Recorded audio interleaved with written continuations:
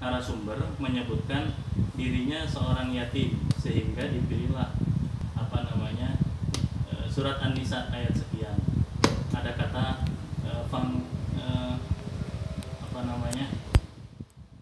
nikahilah yatim, padahal makna yatim itu adalah bla bla bla gitu kan.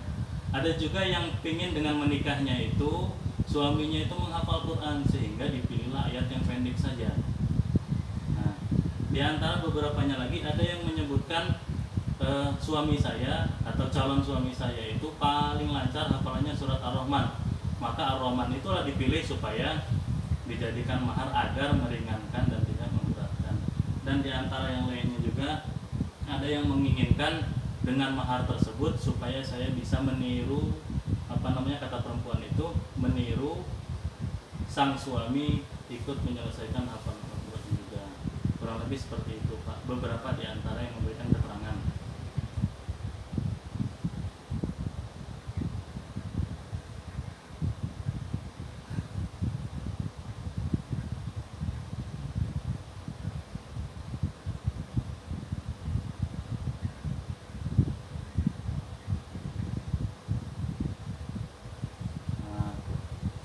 Baik, terima kasih pertanyaannya Pak.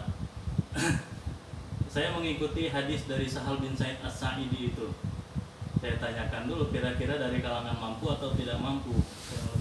Kalau dia mampu, maka mahar hafalan Al-Quran adalah pelengkap.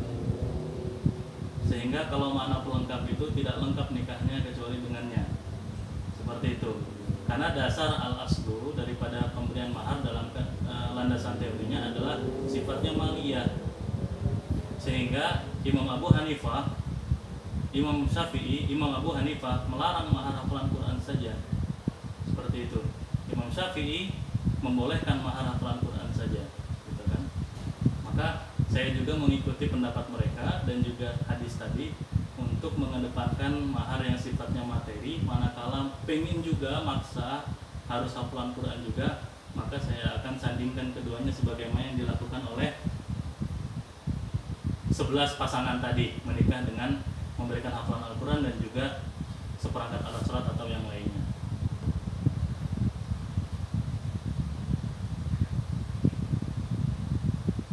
Kalau mampu yang tadi itu Pak, kalau tidak mampu ya Quran saja boleh gitu kan, Nabi saja membolehkan gitu kan. Ya. Laki-laki, karena itu di beberapa takrif penjelasan tentang mahar itu adalah salah satunya Ibnu Rushdi menyebutkan wajibun. Nah, wajibun lirijali an yunfik. Berarti mahar itu bagian daripada nafkah pertama.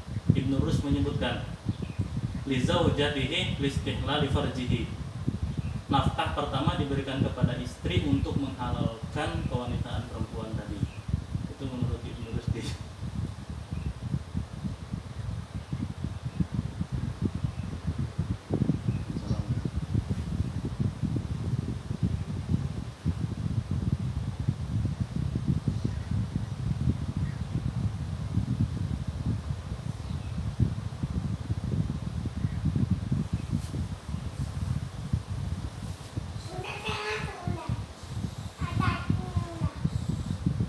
Baik Pak.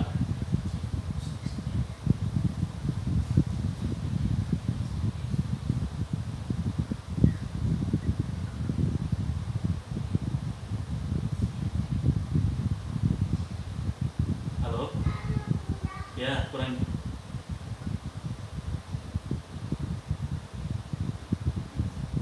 Bagaimana Pak? Kurang jelas. Ya.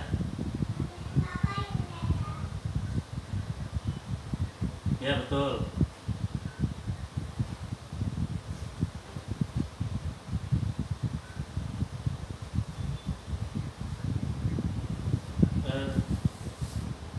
Mohon maaf Pak, suaranya tidak jelas, berisik.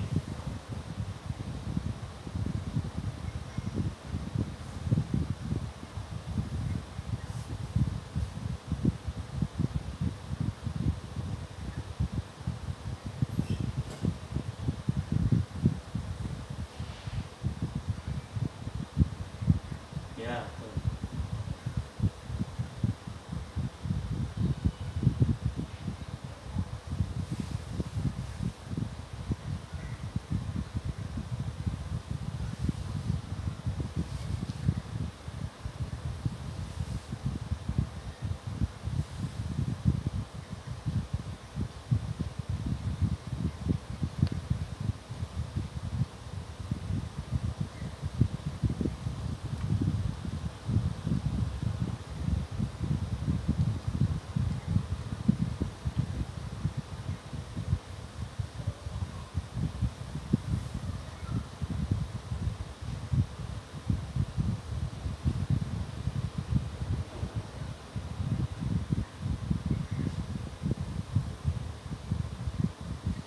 Mohon maaf Pak, bisa diulangi karena tadi suaranya berisik.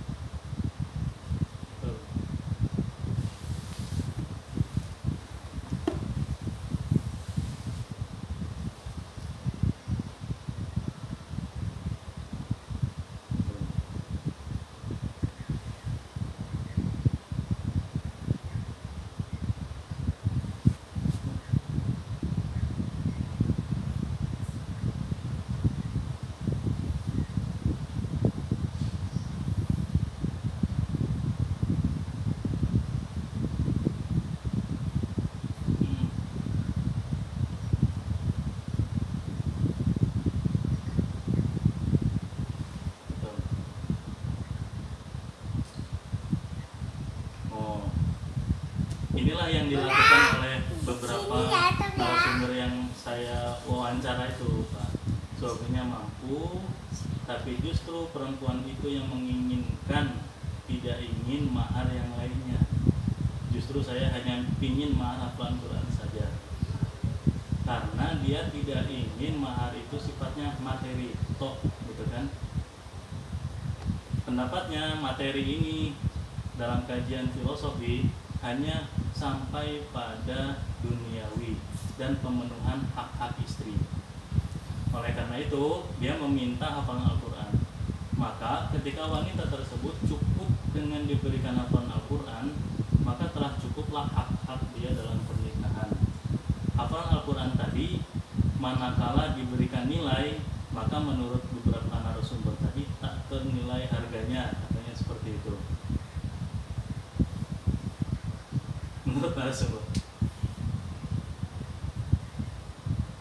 Ya.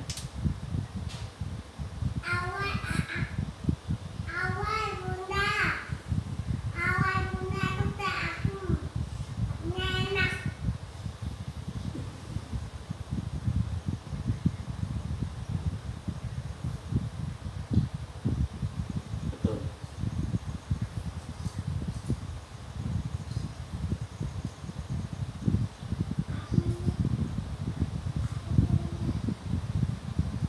Betul.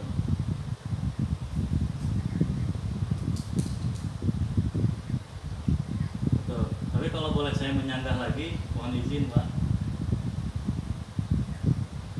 Karena dalam hadis tersebut ada hadis-hadis yang lain yang senada dengan mahar juga. Ada yang memberikan maharnya tidak mahiyah pada zaman Nabi, tapi Islamnya dirinya. Atau juga berupa kesolehan dirinya kalau kita kembangkan pada saat ini. Atau berupa kalau kita mau kembangkan lagi saat ini, hafalan Al-Quran yang pada saat ini dianggap langka manusianya atau orang-orangnya seperti itu. Maka menurut hemat pribadi saya, kita gabungkan muqaranatul ahadits, manakala kita tinjau hadis ini dengan hadis yang lainnya, maka praktek tersebut tidak bertentangan seperti itu dengan hadis Nabi. Hadis Nabi juga, hadis Nabi bin Sahal tadi, dia kasuistik, kasusnya Sahal bin Sa'id seperti itu. Oleh karena itu praktek lagi-lagi urut gitu kan. Betul.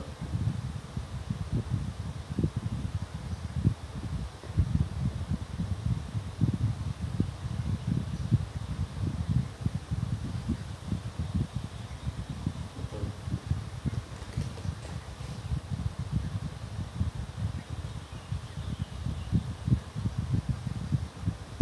Betul.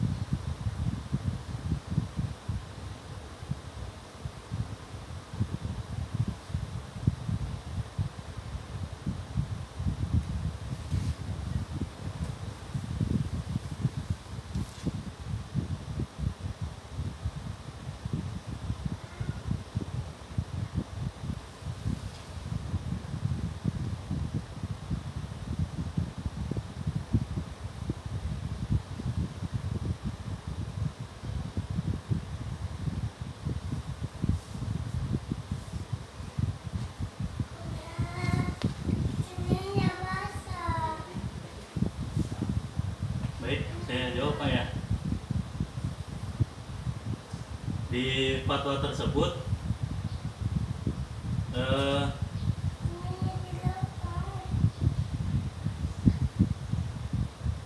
nanti kalau saya bilang tidak setuju, nanti seperti kemarin kritiknya Pak saya dianggap telah membuat hukum baru gitu sebenarnya bukan tidak setuju, tapi fatwa tersebut merupakan respon atas fenomena masyarakat. Jadi kalau saya berposisi untuk setuju tidak setuju dengan fatwa, itu sebenarnya hal yang lumrah, karena fatwa itu sifatnya tidak mengikat dan juga tidak memaksa. Nah, oleh karena itu dalam penelitian ini kurang lebih fatwa tersebut merupakan kesenggangan yang terjadi di dalam tesis ini dan juga praktek di lapangan, bahwasannya fatwa tersebut merekomendasikan, menganjurkannya hafalan Quran, tapi prakteknya di lapangan adalah bla bla bla bla seperti itu. Sehingga dalam kajian ini mau mencari titik temu di antara kedua tadi. Titik temunya adalah di kesimpulan tadi, fatwa tersebut menganjurkannya berupa pengajaran, sehingga ketika dipahami dengan beberapa praktek yang dilakukan oleh masyarakat, sebenarnya itu merupakan edukasi juga bagi kita semua, bahwasanya mahar itu tidak sifatnya materi, bisa juga dijadikan hafalan Quran itu. Bahkan ini salah satunya itu menginginkan hafalan Quran itu sebagai syiar bahwasanya dirinya punya hafalan Quran, pengen dijadikan mahar, dan juga merupakan pendidikan bagi istrinya, edukasi bagi istrinya dan juga dua belah keluarga mempelai tadi. Jadi menurut saya kesimpulannya, fatwa tersebut tidak pantas saya mengkritiknya atau tidak juga saya sependapat, tidak juga saya berseberangan dengan fatwa tersebut, lebih kayak gitu.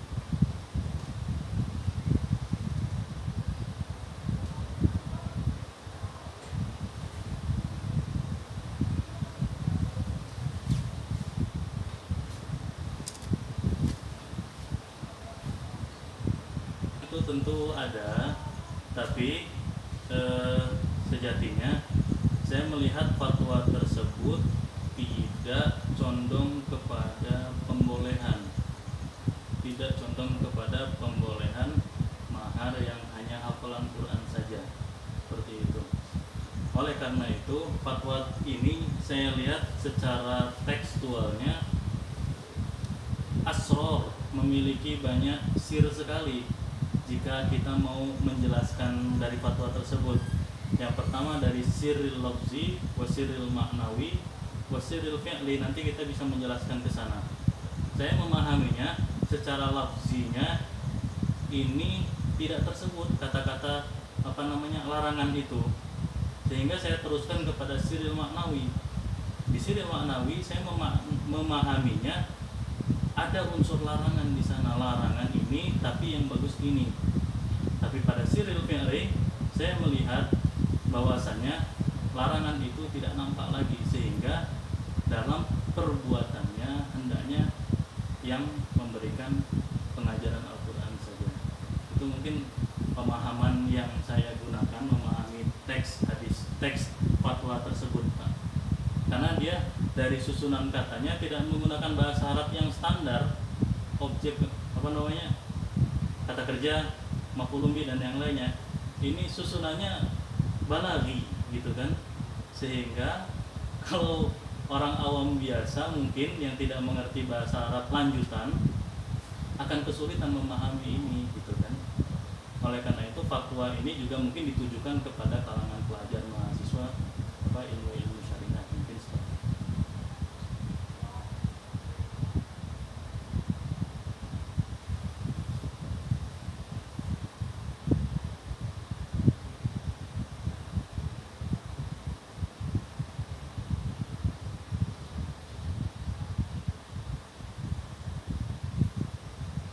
Dia dan Hanafiyah ini saya mengikuti pendapat ini dari Kitabus Shalah ini Pak. Syafi'iyah dan Hanafiyah ini keduanya memiliki karakteristik manhajiyatil fikih yang berbeda dan usul fikih yang berbeda, sehingga ketika dia memberikan kesimpulan hukum akan selalu berkaitan dengan kaidah yang mereka terapkan, baik itu kaidah fikih atau kaidah usuliyah.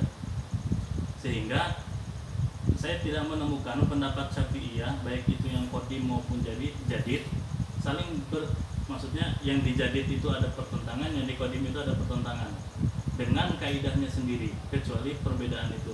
Begitu juga dengan Hanafiyah yang dianggap selama ini melihat hukum yang bersifat munakahat adalah sifatnya tasahul seperti itu. Akan tetapi dalam pembahasan mahar, Hanafiyah ini sangat tasyadud gitu kan. Mahar itu harus ada walaupun kecil. Beda halnya dengan Syafi'iyah, karena beliau menganggap rahimahullah mahar itu nilai manfaat. Tahriru mahallun niza daripada kedua pendapat ini, duduk perkara daripada kedua pendapat ini adalah pandangan mereka mengenai Syafi'iyah menilai pernikahan itu seperti jual beli, sedangkan Hanafiyah menilai pernikahan itu seperti ibadah. Kurang lebih seperti itu Pak yang saya baca.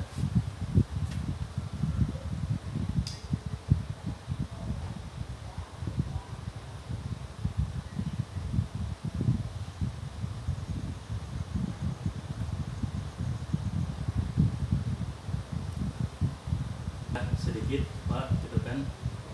Al-khuruju minal khilafi mustahabun wal jam'u baina qaulaini afdal.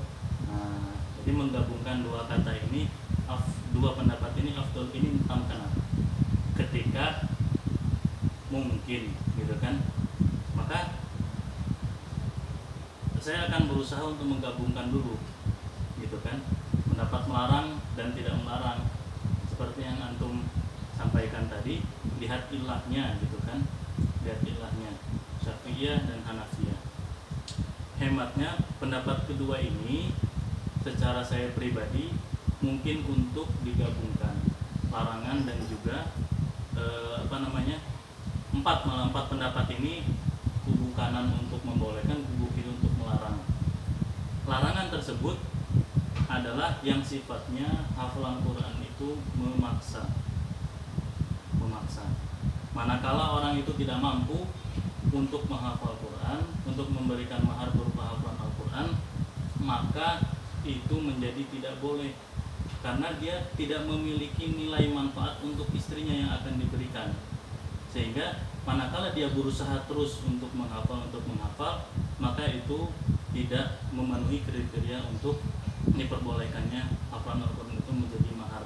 Saya kira secara sederhana untuk menggabungkannya seperti itu. Kalaupun untuk keluar daripada pendapat daripada yang dua ini, yakni keluar daripada pendapat ini, maka mahar hafalan Al-Quran ini sesuai dengan hadis Nabi tadi, diurutkan urutan maliyah, baru urutan hafalan Al-Quran adalah yang paling tinggi sesuai dengan fatwa ini. Fatwa Lajnah Daimah ini menyarankan agar mengajarkan Al-Quran dan yang karena sebagai pilihan terakhir manakala tidak memiliki harta benda. Bahkan sesungguhnya hafalan Al-Quran, pengajaran itu merupakan harta yang tidak bisa dinilai dengan uang. Kalau saat ini pengajaran Al-Quran itu bisa kita lihat dengan Al-Quran, 1 jam mengajar, atau ngajar sekarang secara online, atau ngajar di beberapa sekolah, itu bersifat materi dan juga bersifat material. Seperti itu.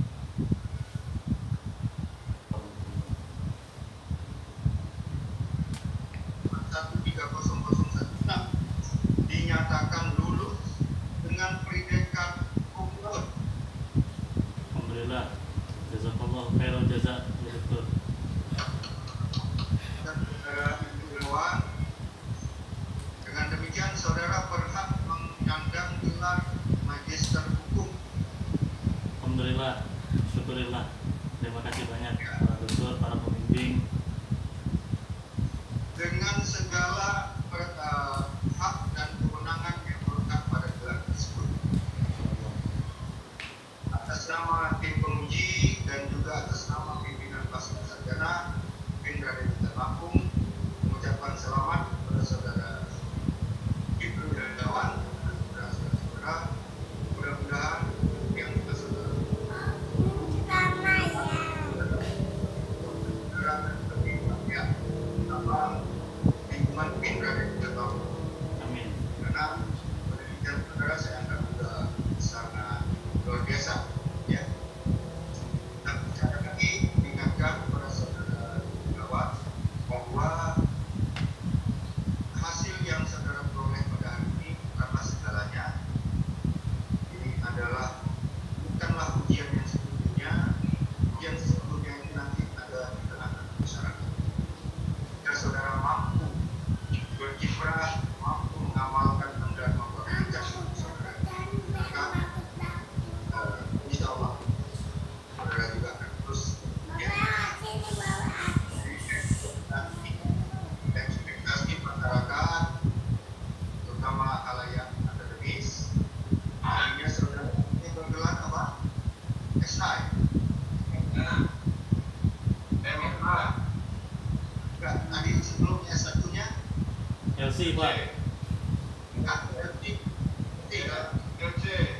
Ya, setelah mendapat tambahan gelar MA, ekspektasi masyarakat terhadap saudara juga akan bertambah.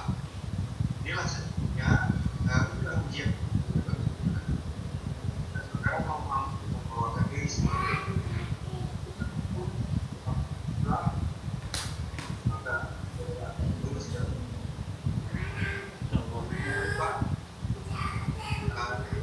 final ya, masih ada terminal lanjutan lagi.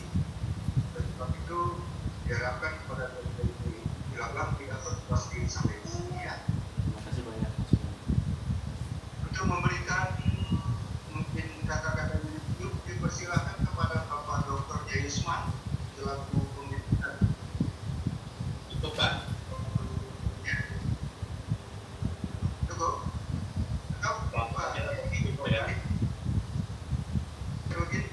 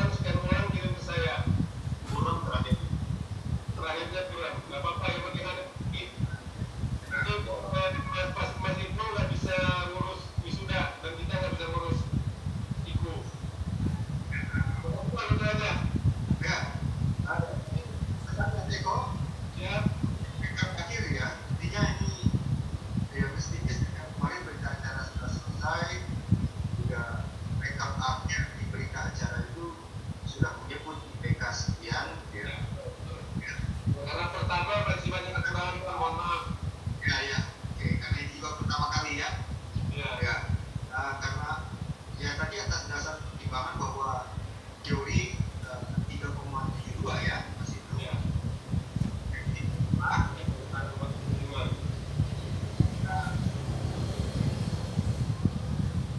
Mudah-mudahan tidak berubah ya. Baik, terima kasih pada Dipuji. Mari kita sudah diakhiri Alhamdulillah. Terima kasih atas segala kekurangan, saya mohon maaf. Bila itu walhidayah. Wassalamualaikum warahmatullahi wabarakatuh. Waalaikumsalam. Udah saya. Udah belum?